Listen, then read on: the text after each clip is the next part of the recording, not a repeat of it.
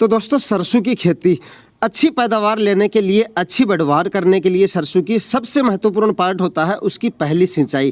कौन सा फर्टिलाइज़र आपको इसमें यूज़ करना चाहिए, पहली सिंचाई में कितनी मात्रा में करना चाहिए, क्योंकि आप पहली सिंचाई पे ही पूरा डिपेंड करता है आपकी सरसों की प्रोग्रेस का। इस पर सीधा असर पड़ता है आपका इस पर पहली सिंचाई पे ही। पहली सिंचाई अगर आप सही टाइम पे करेंगे और सही इसके अंदर फर्टिलाइज़र यूज़ करेंगे तो शुरुआत में जितनी ब्रांचेज सरसों के अंदर निकल जाती हैं उन्हीं पे सारी पैदावार डिपेंड करती है। जितना आप पहली सिंचाई पे ध्यान देंगे उतना आपको आगे ध्यान देने की बाद में बहुत ही कम ज़रूरत पड़ने वाली है। आज के इस वीडियो में हम इसी टॉपिक पे बात करने वाले हैं।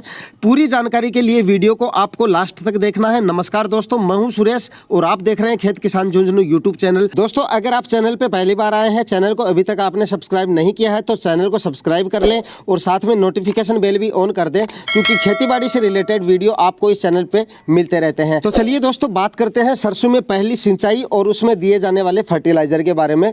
कब देना है, कितनी मात्रा में देना है और पहली सिंचाई आपको कब करनी है, बात करते हैं। दोस्तों सभी किसान भाइयों को, करीब किसान भाइयों को पता है कि पहली सिंचाई आपको 30 से 35 दिन की अवधि में करनी है। यानी जहां तक संभव हो आपको 30 दिन से पहले सरसों की सिंचाई नहीं करनी चाहिए, पहली सिंचाई आपको। और दूसरा दोस्तों इसको देखने का ये तरीका है कि जब 25 से 30 दिन आपकी सरसों को हो जाए बुआई को, तब आपको धूप के समय, दिन के समय आपको सरसों में घूमकर देख लेना है। धूप के समय अगर आपको सरसों का पौधा स्ट्रेस में जाता हुआ दिखाई देने लग जाए तब आपको पहली सिंचाई करनी है।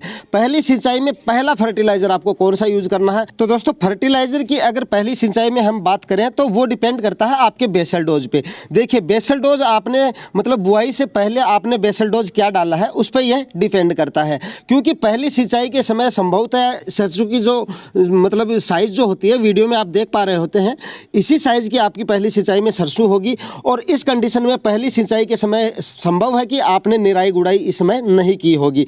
बेसल डोज में अगर आपने डीएपी का यूज किया है, डीएपी अगर आपने बेसल डोज के रूप में डाला है तो आपको पहली सिंचाई में कोई भी बेसल डोज यूज नहीं करना है। यानी यूरिया या नाइट्रोजन का उपयोग इसमें पहली सिंचाई में आपको नहीं करना है, क्योंकि अगर आपने डीएपी डाल दिया है तो डीएपी के अंदर ऑलरेडी नाइट्रोजन की मात्रा होती है और वो भी पूरी 18%। तो आपको फिर पहली सिंचाई में मतलब फर्टिलाइजर यूज करना है या नहीं करना है वो भी मैं आगे आपको जानकारी देने वाला हूं कि किन किसान भाइयों को नाइट्रोजन का प्रयोग पहली सिंचाई में करना है। बात करते हैं दूसरे किसान भाइयों की जिन्होंने डीएपी नहीं डालकर एसएसपी डाला है। अच्छा, एसएसपी के साथ भी बेसल डोज के रूप में कुछ किसान भाई मतलब यूरिया का प्रयोग कर देते हैं बेसल डोज के रूप में। यानी बेसल डोज में एसएसपी के साथ मिलाकर यूरिया कुछ मात्रा में बेसल डोज के रूप में डाल देते हैं। ऐसे किसान भाइयों को भी पहली सिंचाई में नाइट्रोजन की मतलब यूरिया का प्रयोग नहीं करना है, तब भी आपको यूरिया नहीं देनी है पहली सिंचाई में जब तक आप निराई गुड़ाई का काम ना कर लें। अब बात करते हैं उन किसान भाइयों की जिन्होंने बेसल डोज में सिर्फ एसएसपी डाला है या कुछ भी नहीं डाला है या नाइट्रोजन की मात्रा नहीं डाली है, यूरिया नहीं डाली है, सिर्फ बेसल डोज में एसएसपी उन्होंने डाला है।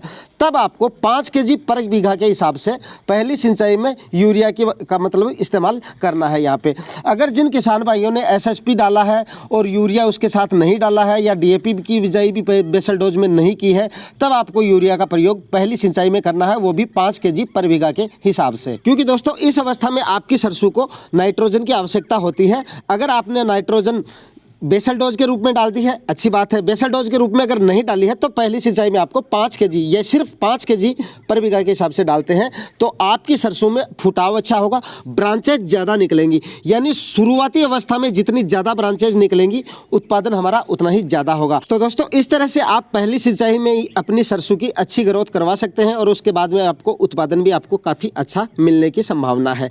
वीडियो में दी गई जानकारी अगर आपको सही लगती है, अच्छी लगती है तो वीडियो को ज़्यादा से ज़्यादा शेयर करें, लाइक करें और चैनल को सब्सक्राइब ज़रूर करें। धन्यवाद।